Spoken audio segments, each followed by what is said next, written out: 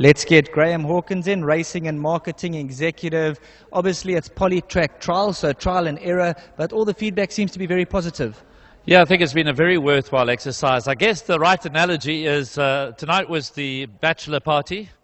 The wedding is next week, and it's the start of a very long marriage association with the polytrack. So it's a learning curve. We're delighted to have Martin Collins in person with us here this evening, and the rest of his team, Peter Morrison and so on.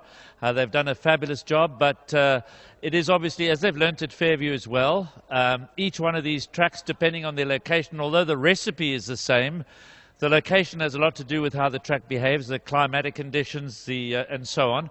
So we're on the threshold of a whole new learning curve, but I think it adds a fantastic dimension to racing. And given here, especially in KwaZulu-Natal, that we have an extended rainy period, as we've seen, extending from September, October, November, December, it's going to be a tremendous boon for us, I think. All positive feedback, obviously changing one or two things. We're looking forward to our next meeting next week, I believe the 11th. Yes, that's what I said. Tonight was the bachelor party. The wedding day is the 11th, and then, of course, soon after that on the 13th, when we race most of the races on the polytrack, except for the post-merchants. So I think the guys who participated, I'd just like to extend a thank you to the owners and the trainers and the jockeys who participated here this evening. I was hoping to have bigger fields and more involvement and a broader spectrum of participation, but I also understand the guys sitting on the sidelines looking to have a look. But we get into the action next week. We've had tremendous nominations. I have no idea what the acceptances are going to be like, but we had over 300 nominations for the meeting on the 11th. We had over 400 for the meeting on the 13th, which is, the 11th is a day meeting.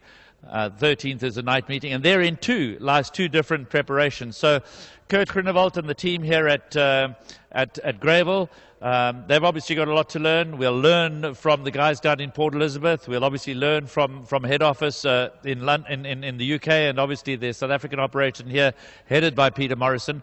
So it's the start, as I said. We stand on the threshold of a whole new era, but I think, as I was chatting to the guys now, it just adds something to racing. It adds another dimension to racing. It creates other opportunities for horses, and most importantly, perhaps we won't lose any more meetings. I can't say we will never lose another meeting, but perhaps certainly we won't lose as many. Thanks very much for stepping in here, and all the best with the future. Like they say, polytrack's the way of the future. I absolutely agree with that. I think we've seen around the world that synthetic surfaces have been embraced successfully, and polytrack is the pioneer. So we're delighted to be associated with Martin Collins Enterprises. And as I said, Phumelela have installed polytrack at Fairview. We've done it here. We'll work together to learn from each other. We're not in competition with each other.